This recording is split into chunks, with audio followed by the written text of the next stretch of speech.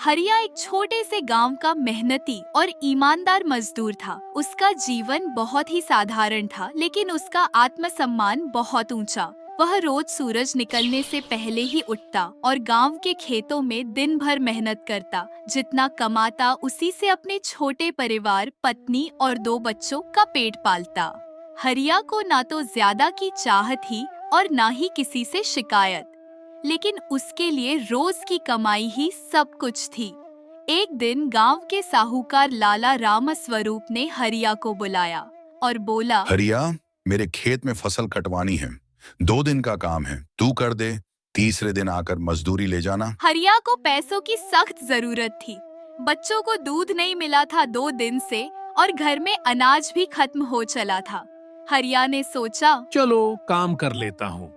लाला इतना बड़ा आदमी है, पैसा तो देगा ही। हरिया ने बिना कुछ कहे 2 दिन जी तोड़ मेहनत की। धूप धूल सहकर, पसीना बहाकर उसने फसल काटने का पूरा काम पूरा कर दिया। तीसरे दिन मजदूरी लेने गया तो लाला ने टाल दिया। अरे हरिया, आज हाथ थोड़ा तंग है, कल आ जाना। हरिया चुपचाप लौट आया। अगली सुबह फिर गया, लेकिन फिर वही जवाब। लाला ने नजरें फेर ली। ऐसे ही हर दिन हरिया उम्मीद लेकर जाता और खाली हाथ लौट आता। एक हफ्ता बीत गया। बच्चों के पेट में कुछ नहीं था। पत्नी की आंखों में चिंता साफ झलक रही थी।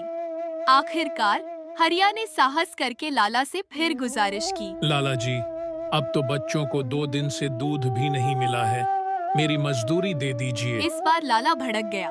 ताव में आकर बोला, क्या उधार मांगने आए हो? हम कोई खैराती नहीं हैं। जाओ, जब काम होगा तब बुलाऊंगा। हरिया को उस वक्त जैसे जमीन हिलती महसूस हुई।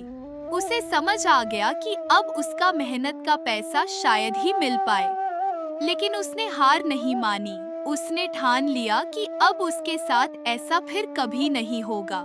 कुछ दिन बाद फिर लाला ने उसे खेत में काम के लिए बुलाया, मगर इस बार हरिया ने साफ कहा, अब मजदूरी पहले मिलेगी, फिर काम होगा। लाला चौंक गया, मगर उससे भी बड़ी बात यह हुई कि गांव के बाकी मजदूर भी हरिया के साथ खड़े हो गए।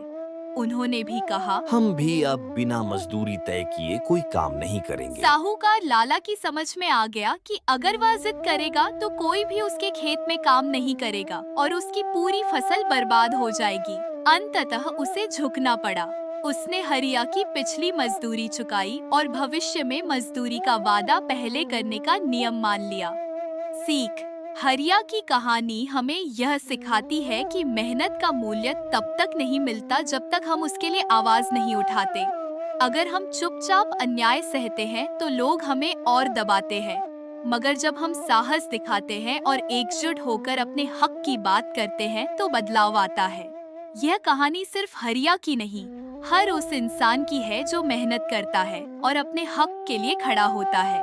उधारी में की गई मजदूरी अक्सर भूख में बदल जाती है। इसलिए जरूरी है कि हर मेहनतकश इंसान अपनी मेहनत की सही कीमत सही समय पर मांगे और अगर जरूरत पड़े तो मिलकर आवाज उठाए।